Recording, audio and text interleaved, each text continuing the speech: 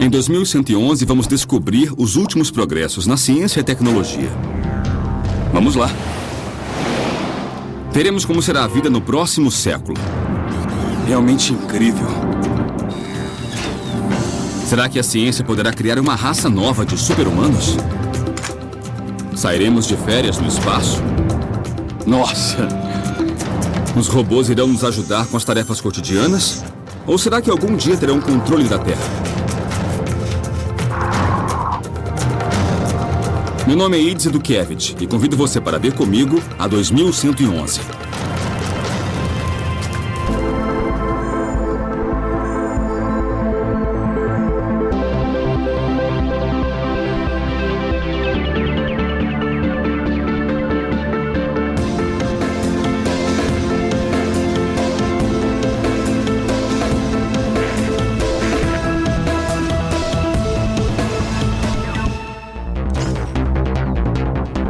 Talvez não tenhamos percebido, mas os robôs já fazem parte de nossa vida. Estão em nossos lares, fazem as tarefas cotidianas, fabricam os nossos carros e até começaram a guerrear por nós. Isso poderia ser considerado uma conspiração global, a forma como a inteligência artificial já está incorporada ao nosso mundo e como dependemos dela. Um dia os robôs evoluirão tanto a ponto de terem uma mente própria, de serem como os humanos. Chegará o dia em que eles controlarão o mundo. Nesta viagem contarei com futurólogos, especialistas que se dedicam a predizer como a tecnologia nos afetará no futuro. Nós não percebemos como a inteligência artificial já move grande parte da nossa civilização. Daqui a 10 anos, 20 ou até 100 anos, eles vão fazer parte da nossa vida de muitas, muitas formas. E ninguém vai se surpreender quando vir um ciborgue do seu lado.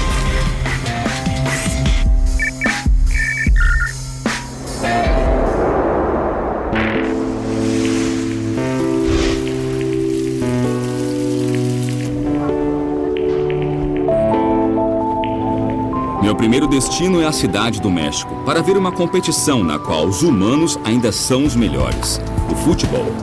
Esta é a 5ª RoboCup. Os melhores robôs do mundo se enfrentam em uma partida de futebol, um jogo que os engenheiros de robótica levam muito a sério. Cientistas acreditam que em 2050, uma equipe de robôs humanoides jogará contra o último campeão da Copa do Mundo, e os robôs irão ganhar. Um dos favoritos do ano é o Dot Max, um time de robôs de 60 centímetros que disputa o título pela 5ª vez consecutiva. O líder humano do time é o Dr. Juan Manuel Ibarra, que está muito confiante. O que o senhor considera um bom robô? Consideramos que um robô é bom quando pode realizar um mínimo de funções, como os movimentos de chutar a bola, levantar e cair, andar e correr de frente, de costas e de lado.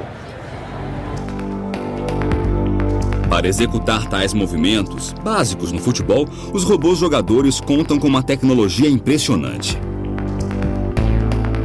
Câmeras USB para a visão, um computador, acelerômetro e giroscópio para o equilíbrio e diferentes servomotores para movimentos dos membros. São robôs autônomos, não tem ninguém controlando. O computador que carregam é que toma as decisões. Ele deve sentir, por exemplo, o que está caindo, o equilíbrio, o equivalente ao nosso ouvido interno. E também precisa sentir as forças do solo e, o mais importante, ele precisa ver o gol, onde está a bola, seus companheiros e adversários. Um trabalho que nem o pior dos jogadores acharia difícil, mas que para um robô é um grande desafio. Para ajudar, a bola é sempre cor de laranja, o gramado é verde e as linhas brancas. Ainda assim, os robôs estão longe de vencer os humanos. Ibarra acredita que isso acontece porque ainda não sabemos como reproduzir as incríveis capacidades de nosso cérebro. Os neurônios trabalham a milissegundos e os computadores a nanosegundos. Entretanto, o cérebro humano é mais eficiente. Se eu pego um lápis e jogo para um colega, ele o pega. Mas um robô não pode fazer isso. E não se trata só de capacidade mental. Os robôs também devem melhorar a mecânica para competir conosco. Se um dia tiverem um esqueleto eficiente como o nosso, leve, resistente e ativado por músculos, aí sim teremos um robô semelhante a nós.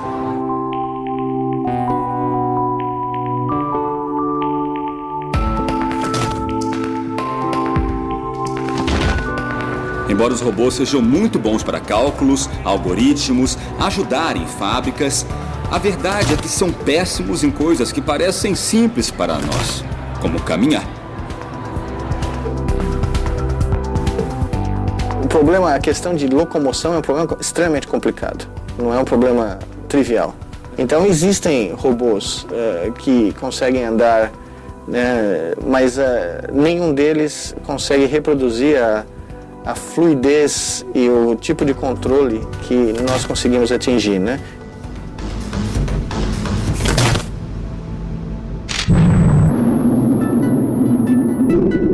Os robôs ainda não dominam a arte de caminhar, mas mesmo assim vão longe. Com apenas 6 rodas, o robô Curiosity explora a superfície de Marte.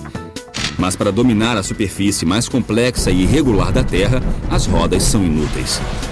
Os robôs precisam se locomover tão bem como as pessoas.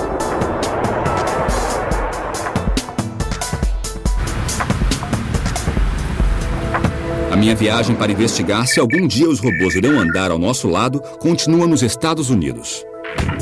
Eu vou ao Instituto Politécnico de Worcester, nos arredores de Boston, investigar uma possível solução do problema do caminhar. Conhecerei Eduardo Torres, um engenheiro que acredita que a solução do problema esteja em robôs mais sensíveis.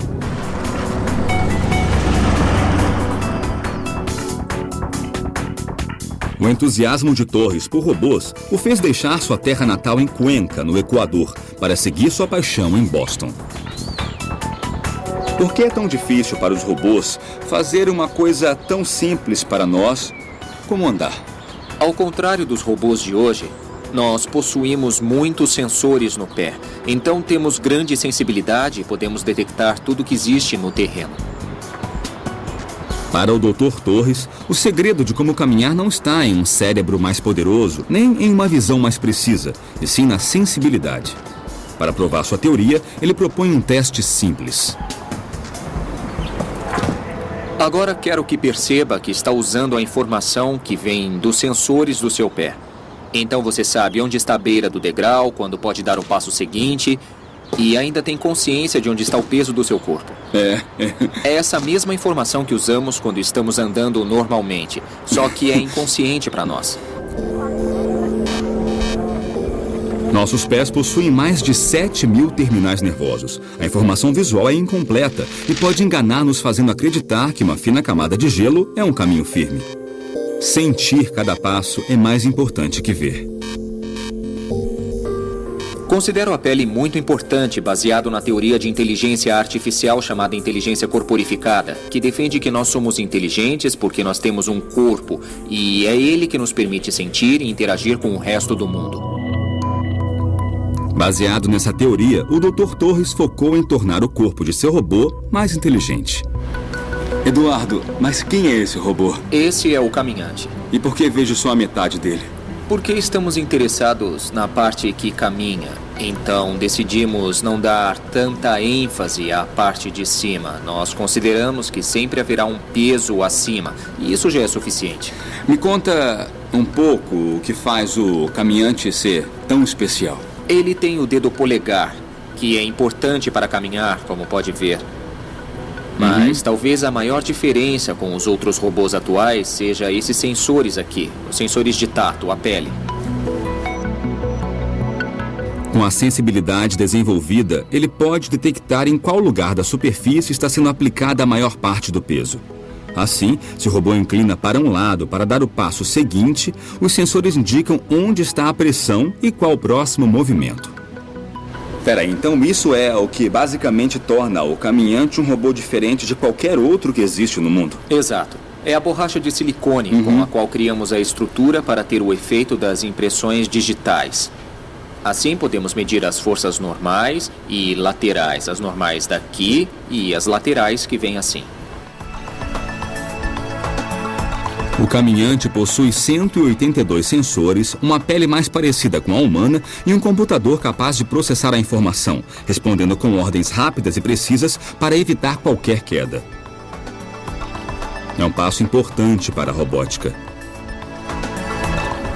Pouco a pouco vencemos o desafio de fazer robôs andarem como todos nós. Mas caminhar não é a única habilidade para serem realmente úteis no futuro. Eles devem aprender a usar as mãos para trabalhar com a gente. Já existe um robô que faz um dos trabalhos manuais mais delicados que existe, o do cirurgião.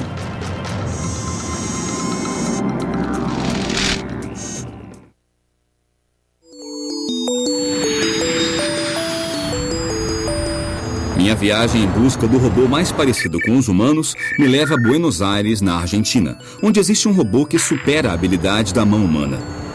Ele é tão bom que foi batizado de Da Vinci. Um dos especialistas que opera com ele é o Dr. Venceslau Villamil, no Hospital Italiano da cidade de Buenos Aires. O fato de utilizar mãos robóticas nos permite muitas vezes chegar a lugares de difícil acesso, muito pequenos ou distantes, com ótima visão e ótima manobrabilidade. O robô possui 4 braços, um para as câmeras, 2 que reproduzem os movimentos do cirurgião e o 4º que ocupa o lugar do assistente de cirurgião. Bom dia, Leti. Bom dia, Loren. Como é que tá? Tudo bem. Tudo pronto? Tudo. Como é que tá? Legal. Durante a cirurgia, o cirurgião responsável não precisa estar estéril, não precisa se lavar nem colocar luva. E o controle do robô pode até estar fora da sala de cirurgia. No controle, o médico vê através do sistema binocular do robô Da Vinci, que transmite as imagens de 2 câmeras, uma em cada olho. Isto permite que o cirurgião veja a operação como se estivesse dentro do corpo, como se visse um filme 3D no cinema. Mas a principal característica do robô Da Vinci não é a imagem, e sim suas mãos robóticas. Todos os movimentos que o ser humano é capaz de realizar com os pulsos são reproduzidos nas extremidades do instrumento robótico. O cirurgião tem a opção de escolher que Da Vinci copie seus movimentos, mas em escala menor, com uma precisão impossível para o ser humano. Além disso, as mãos do robô nunca tremem, o que traz grandes benefícios ao paciente. O robô faz incisões pequenas, lesiona menos tecido em volta dos órgãos que nós vamos tratar e também diminui o risco de hemorragias e de transfusões sanguíneas. O robô Da Vinci não é independente e ainda requer a mão do cirurgião para operar, coisa que no futuro certamente irá mudar.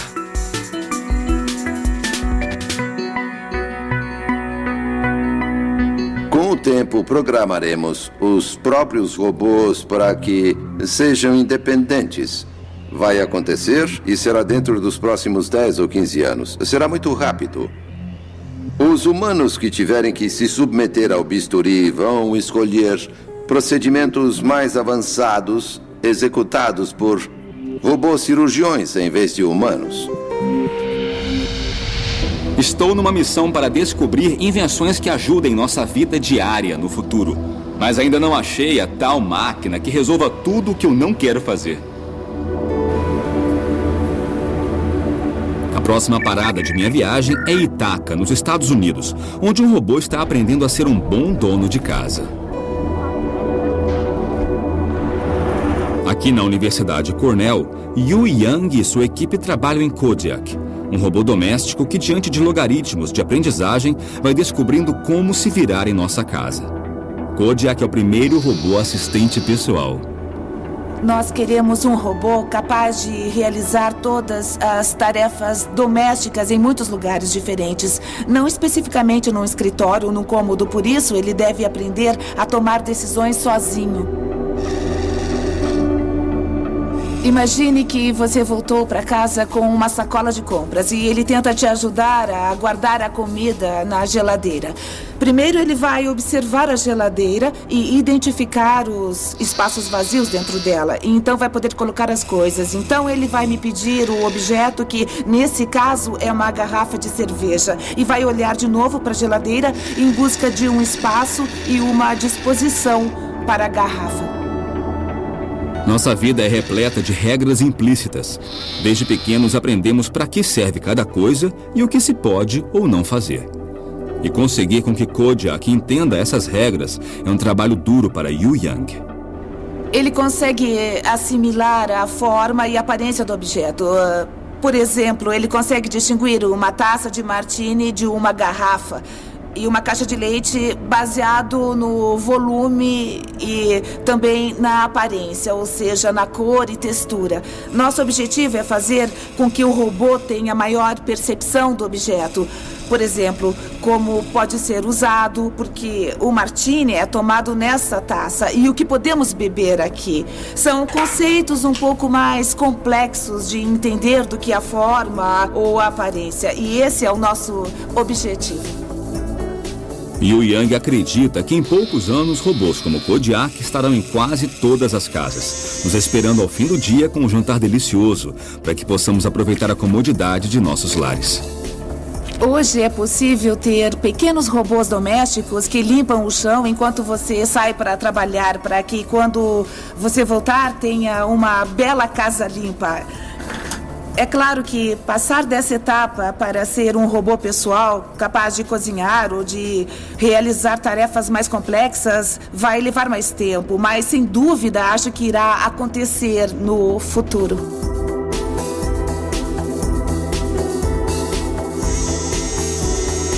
Queremos criar robôs capazes de imitar os humanos, de ajudar os humanos e melhorar nossa qualidade de vida. Estamos aprendendo como encontrar o caminho da nova geração de robôs imitadores de humanos. Parece que nosso sonho de ter ajudantes mecânicos em casa está mais perto do que imaginamos. Mas os robôs podem ir além do que só lavar pratos. Na verdade, não é um futuro tão distante. Há um robô que trabalha tão bem que a NASA já o contratou para trabalhar no espaço.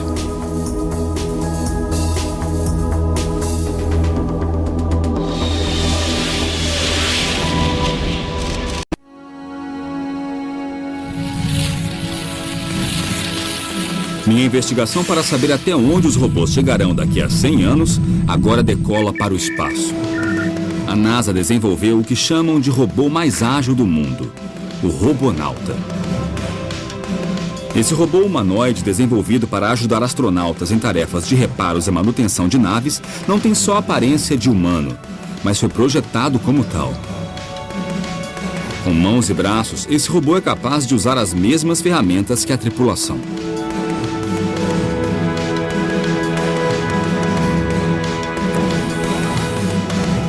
O Robonauta já trabalha na Estação Espacial Internacional, mas por enquanto fica somente no interior da nave ajudando no laboratório.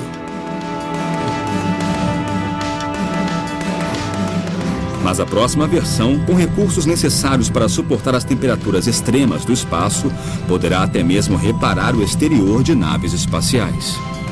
Em vez dos humanos viajarem ao espaço, estamos falando de um futuro espacial que não será humano. Os robôs inteligentes é que viajarão.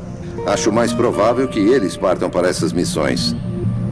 De certo modo, será mais fácil enviar um robô ao espaço para uma missão de 25 anos do que um humano, porque os robôs podem ir mais longe e resistir em ambientes mais hostis. Já vimos robôs humanoides capazes de caminhar, trabalhar no espaço ou conduzir uma cirurgia cardiovascular. Mas nem todo cientista se inspira em humanos para construí-los. Alguns se inspiram no reino animal. Grandes cientistas e inventores importantes observaram animais em busca de inspiração. No século XV, Leonardo da Vinci começou a estudar o voo das aves para criar projetos de máquinas voadoras. 4 séculos depois, aplicamos os mesmos princípios para construir nosso primeiro avião.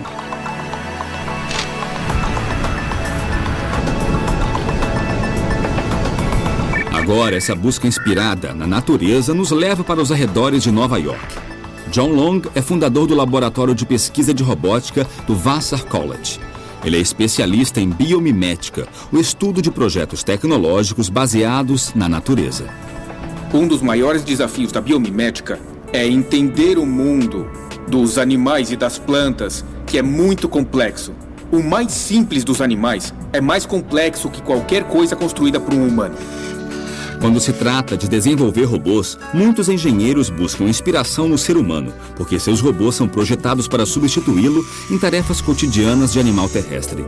Mas nos oceanos é preciso buscar outro modelo.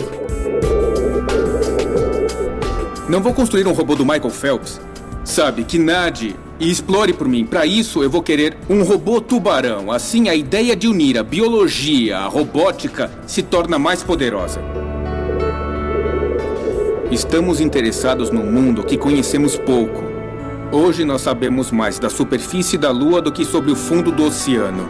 Para aprimorar os movimentos de seus robôs nadadores, Long estuda o esqueleto dos tubarões, já que a coluna vertebral desses animais é peça-chave dentro de seu poderoso sistema de propulsão, o sistema que o professor quer recriar.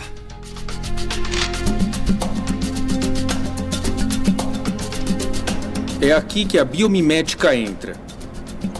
Estudamos os tubarões na piscina, estudamos no oceano e agora precisamos saber mais sobre a biomecânica de seu esqueleto para criar as colunas vertebrais artificiais que chamamos de colunas vertebrais biomiméticas. O molde da coluna vertebral irá dizer algo muito importante sobre como esses animais nadam e nossos robôs terão novas habilidades.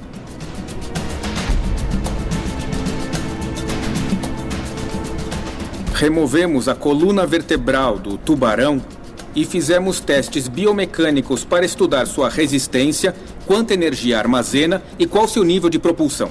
Agora precisamos descobrir como fazer uma coluna vertebral artificial para usar em nossos robôs.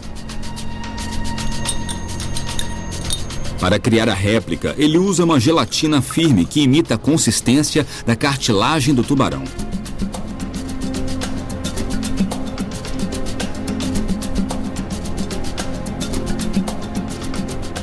E agora o robô irá testar a cauda para sabermos se ela é eficiente como sistema de propulsão.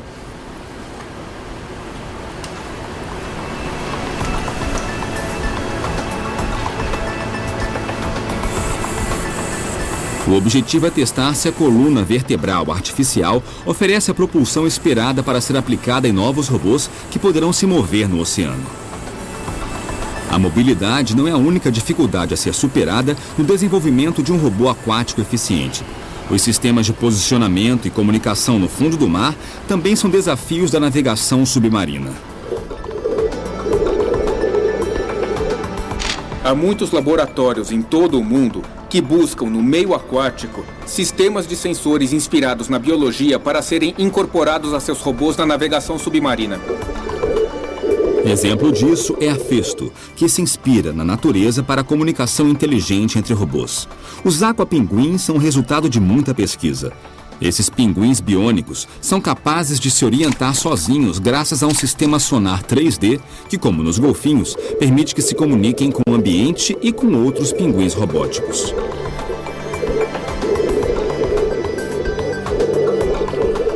Os tubarões têm uma habilidade incrível de detectar campos elétricos. E todos os animais, na verdade, são elétricos. Geramos pequenos sinais elétricos com os nossos músculos. Os tubarões rastreiam outros peixes, mesmo sem vê-los. E queremos entender essa habilidade eletromagnética para que os robôs aquáticos naveguem com mais eficiência. O tubarão possui esse sexto sentido graças a uma rede de células eletrosensoriais que permite detectar um sinal tão fraco como a eletricidade gerada por uma contração muscular. Isso também lhe permite detectar o campo magnético terrestre e usá-lo na navegação. Os engenheiros estão muito interessados porque enxergam formas de ampliar nosso conhecimento através dos animais aquáticos. E o porquê disso? Porque eles querem novas habilidades para os humanos. Eles querem habilidades dentro da água. Muitas coisas que desconhecemos acontecem na água. E nós, humanos, temos que ir até lá. Para isso, temos que ter máquinas inteligentes. Máquinas inteligentes como os robôs biomiméticos.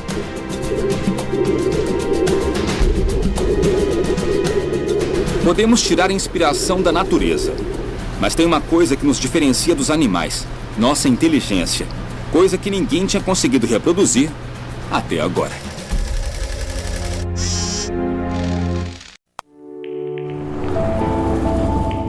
Para entender como os robôs podem se adaptar às nossas vidas, minha viagem me leva ao Japão.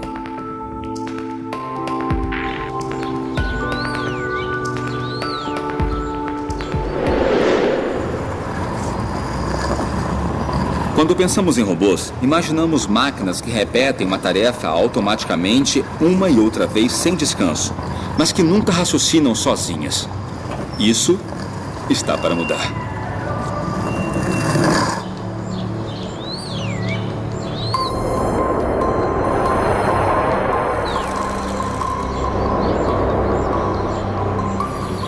Aqui na Universidade de Tóquio, eles estão programando um robô para aprender aos poucos o que é conhecido como aprendizagem incremental. O nosso robô tem uma rede neural de padrão especial que nós chamamos de SOIN, sigla em inglês para Rede Neural Incremental Auto-Organizada, e foi projetada especialmente para a aprendizagem incremental online. E o tempo todo ele aprende coisas novas? Sim. O nosso robô pode aprender tanto da internet como do mundo real, assim como nós. Então, esses robôs que realizam tarefas domésticas precisam dessa inteligência. O robô precisa se adaptar ao mundo real por si mesmo. O Dr. Hasegawa espera que os robôs estejam melhor preparados para enfrentar problemas cotidianos, como, por exemplo, preparar uma xícara de chá pela primeira vez. Essa é uma xícara de chá, é um tipo de xícara. E aqui aplicamos um termo técnico: aprendizagem transferencial. O conhecimento de como fazer café é transferido com essa xícara nova. E esse conhecimento é transferido ao objeto novo. O robô tem que fazer uma xícara de chá verde, mas a única informação em seu sistema é de como preparar café. Ele reconhece o conceito da xícara e o aplica à tarefa. Só falta saber o que é chá e como prepará-lo. Então ele se conecta à internet. Esse robô possui um sistema para selecionar a informação que servirá para completar sua tarefa. Essa é a entrada. Imagine que esses pontos são a informação da internet. Então existem comentários no Twitter, comentários no Facebook e coisas desse tipo. Existem muitas informações em toda essa rede. Essa é uma zona de ruído. O sistema SOIN filtra esse ruído e depois ele estuda a forma e conta o número de grupos. Ao organizar a informação em grupos, ele consegue determinar qual é a mais útil.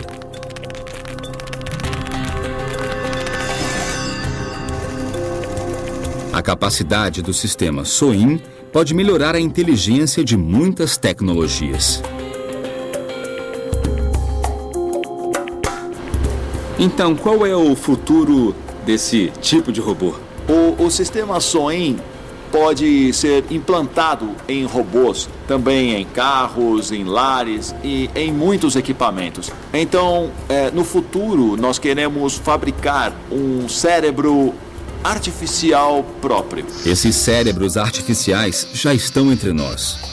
E as tecnologias novas, como a SOIN, farão com que robôs sejam cada vez mais inteligentes e capazes. Quando falamos em robôs, no que pensamos? Pensamos numa tecnologia capaz de tomar decisões, suas próprias decisões. E isso já existe ao nosso redor. Mas no caso de robôs totalmente independentes, capazes de tomar decisões, creio que estamos bem perto disso. Acredito que em 2030 estarão pensando sozinhos. Igual ou melhor que os humanos, eles terão um raciocínio semelhante ao nosso, porém mais rápido, terão memória melhor, combinando as vantagens naturais dos computadores de hoje, memória perfeita e alta velocidade, com os aspectos criativos, sutis do pensamento humano. Para conseguirem reproduzir a sutileza e a complexidade do cérebro humano, os engenheiros de robótica percorrem muitos caminhos. Aqui no Japão, outro criador de robôs acredita que o segredo para atingir essa grande meta é começar pelos menores.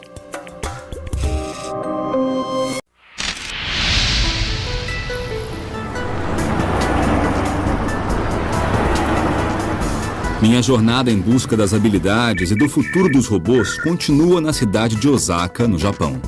Aqui, um dos líderes mundiais em robótica, o Dr. Minoru Asada, trabalha em um projeto revolucionário que mudará não somente os robôs, mas também nossa relação com eles. Talvez nossas expectativas com os robôs sejam altas demais. Queremos que trabalhem assim que abrirmos a caixa e que sejam mais inteligentes do que nós, humanos. O Dr. Asada, da Universidade de Osaka, no Japão, se inspirou no modo como os nossos filhos aprendem. Passamos horas ensinando desde andar até como se comportar. E ele acha que se fizermos o mesmo com os robôs, eles aprenderão e se comportarão mais como nós, humanos. Para provar sua teoria, o Dr. Asada tem um laboratório repleto de robôs de diferentes idades. Ele me mostra o mais novo. Há vários robôs. O primeiro é Neone. Seu nome vem de neonato ou recém-nascido. Em vez do robô ser pré-programado ao aprender da internet, Asada está desenvolvendo uma técnica que ele chama de aprendizagem espelho. Então o Neone vê um humano fazer uma coisa e imita. Isso mesmo. Nós estudamos como o feto, a criança ou o bebê, se desenvolve através da interação com seus cuidadores e nós queremos aplicar esse modelo também aos robôs no futuro. Então irão se espelhar em nós, vão agir como humanos e talvez pensar sozinhos? É isso? Isso mesmo. E um dos objetivos do projeto é desenvolver robôs semelhantes aos humanos como um espelho ou algo assim. É isso, entendeu? Neone pesa somente 3 quilos, tem sensores táteis, câmeras para visão, microfones para ouvir, processadores e memória que lhe permite aprender. Como recém-nascido, começa a vida sem saber engatinhar ou andar. Ele deve aprender tudo com os humanos ao seu redor, mas uma vez que aprende, nunca mais esquece. O laboratório do professor Asada reúne diferentes versões do robô Neone e todos estão aprendendo com seus tutores humanos. Não é exatamente como os nossos bebês, mas para humanizá-lo vou ensinar como abraçar. Primeiro eu vou erguer os braços dele, assim. Depois eu abro as mãos dele e abaixo os braços. Pronto. Nós podemos pedir para o Neone repetir o movimento que ele ensinou para ver se ele entendeu corretamente. Pode fazer isso para a gente? Legal! Que ótimo! E agora, o Neone vai lembrar do movimento que ensinou para sempre. Nossa, é incrível! Eu acho que isso é bem natural e muito intuitivo. É simplesmente como se fosse um bebê humano. O Dr. Asada também utiliza o método para que os robôs aprendam a falar. Estes aqui são só robôs com voz. Nossa! É. Tá, vamos ver. É isso mesmo. Olha só.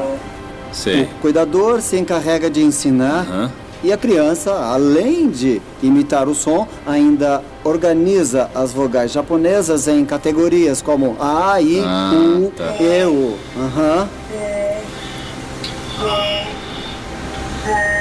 Este tipo de modelo também pode ser usado para explicar como as crianças aprendem as vogais japonesas de seus cuidadores. No fim, o robô aprenderá todo o necessário para lidar com o mundo que o cerca. Claro, se tiver um cuidador com paciência para ensinar. E qual o objetivo de robôs como esses? Este processo pode ajudar as pessoas a entender quem são os robôs. E isso é importante para a transcrição dos robôs como parte da sociedade.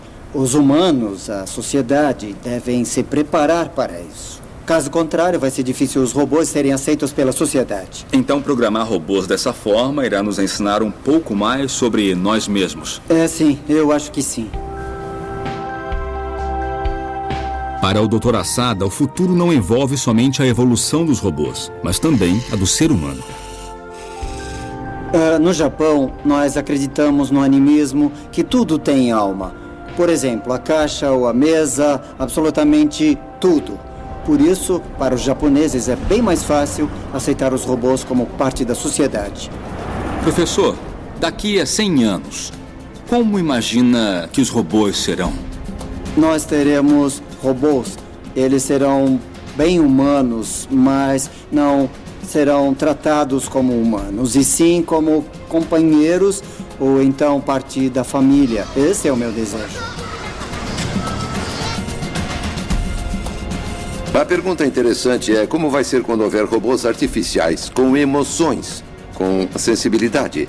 Sensibilidade artificial, quando começarem a se preocupar com eles como espécie e não só com os humanos. Será que isso vai gerar outra competição entre formas de vida no nosso planeta, particularmente porque terão informação biológica? Sim, é o que nos espera. Esses robôs cada vez mais ágeis e mais inteligentes, sem dúvida serão parte de nosso futuro. Mas uma pergunta ainda permanece no ar. Será que um dia ainda irão evoluir a ponto de tomarem o controle?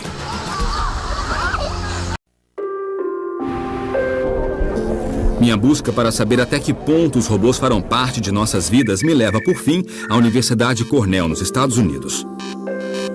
Uma revolução silenciosa está acontecendo no laboratório do Dr. Lipson. Seus robôs não precisam que digamos ou ensinemos o que eles têm que fazer.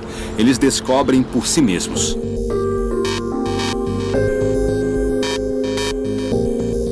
Há duas escolas. Em uma, o programador ou um engenheiro pensa em todas as coisas que podem falhar, em todas as possibilidades e pré-programa todas essas situações no robô. A outra opção, a que a natureza escolheu, é deixar que o robô aprenda por conta própria. Mas os robôs não possuem nenhum código de informática que indique como se mover. Eles devem se programar sozinhos. Este aqui é um dos primeiros robôs autoprogramáveis. Este robô aprendeu a andar sozinho, mas o interessante é que ele não conhece sua aparência. O robô recebe a ordem de aprender a andar e só algumas informações para isso. Ele não sabe que tem 4 pernas, apenas que possui 8 motores e 2 sensores de localização espacial. Ele começa com movimentos ao acaso, gradualmente move seus motores de forma aleatória, começa a sentir que inclina para os lados e para frente e para trás. Através desses movimentos, ele reúne informações e formula hipóteses sobre si mesmo. Talvez seja uma serpente, uma aranha, uma árvore, e começa a descartar certas hipóteses que não condizem com a realidade. E então, depois de uns 4 dias fazendo isso, com esses movimentos aparentemente aleatórios, ele começa a formular uma autoimagem. E a partir dessa imagem, ele aprende a andar. Lipson e sua equipe exercitam o processo de aprendizagem construindo robôs que têm como campo de prova o chão do laboratório. Esse robô se chama Quadratod. A palavra Todd em inglês nos remete a toddler, que é um bebê em desenvolvimento, que não sabe nada, não sabe andar. Agora a gente vai mostrar os primeiros passos. Essa aqui é a primeira geração, como vocês veem. Está na primeira fase, começando a aprender a andar e não anda muito bem. No primeiro grupo de passos, de padrões para andar, talvez um se mova 2 centímetros e o outro 5. O que andar 5 vai provavelmente para 7, 8 e aí depois 10 e por aí vai. Então, essa aqui é a geração 40 de algoritmo simulado. A gente vê que se move de uma forma semelhante ao andar de uma aranha ou um animal de 4 pernas. Nós notamos que as pernas estão coordenadas, né? Ele aprendeu que é útil mexer algumas pernas por vez, mas mesmo assim, olha, ele só consegue mexer uns 10 centímetros do lugar que ele tá. Esse é um robô da geração 65 e, como vocês podem ver, ele se move muito mais que o anterior. Repara só, as pernas têm movimentos bem mais coordenados. Da última vez ele andou uns 10 centímetros e agora alcançou uns 20 ou talvez 30. E aqui nós temos o robô seguinte, da geração 140. Vocês podem ver que ele aprendeu que é melhor afastar mais o corpo do chão, o que pode ajudar no movimento. As 2 pernas também são bem mais coordenadas e ele consegue se deslocar melhor. Nós perdemos um pouco o controle ao deixar que a máquina aprenda sozinha. Por um lado, aprendem mais e vão mais longe do que se programarmos de um modo específico. Por outro lado, não sabemos exatamente o que vão aprender, então estamos no aguardo e veremos o que vai acontecer. Rod Lipson e sua equipe trabalham na possibilidade dos robôs se programarem e ainda projetarem a si mesmos. Um projeto que começou no mundo virtual. Temos milhões de robôs competindo numa espécie de simulador de jogo. Aqui o computador pode construir muitos robôs com pequenas variações, testá-los, analisar seu desempenho no mundo virtual, realizando tarefas, cooperando e competindo entre si. E depois pode reproduzir os que funcionam melhor, duplicá-los com pequenas variações e repetir o processo. Mas a equipe descobriu que os resultados com simuladores não condiziam com os resultados obtidos em robôs reais. Então, o próximo passo é deixar os robôs se construírem sozinhos usando uma impressora 3D. Em nosso laboratório, trabalhamos com a ideia de máquinas que constroem máquinas, que elas se construam sozinhas, se autoconsertem e se adaptem a novas situações e melhorem com o tempo. Lipson está começando um processo que talvez reflita nos robôs do futuro. Uma vez nesse ponto, os computadores poderão fazer seus próprios projetos e ficarão cada vez mais inteligentes ao projetar sua própria geração seguinte. Talvez dentro de 50, 100 ou 200 anos tenhamos máquinas com um nível de inteligência semelhante à dos humanos, ou talvez superior a ela em certos aspectos. Pode ser que a nova geração de robôs do ano de 2030 consiga se programar para sentir emoções, ser mais inteligente do que os humanos, ou ter capacidades que agora nem dá para imaginar. Nessa jornada, conheci robôs que aprendem, robôs que se autoprojetam e constroem a si mesmos. Não sei se os robôs tomarão controle do mundo daqui a 100 anos, mas estou certo de que eles serão parte essencial de nossas vidas e serão cada vez mais inteligentes e mais fortes. Mas o que eu também tenho certeza é de que os engenheiros do futuro sempre terão um botão para desligá-lo ao alcance da mão. Dessa forma, quem estará no controle seremos nós humanos.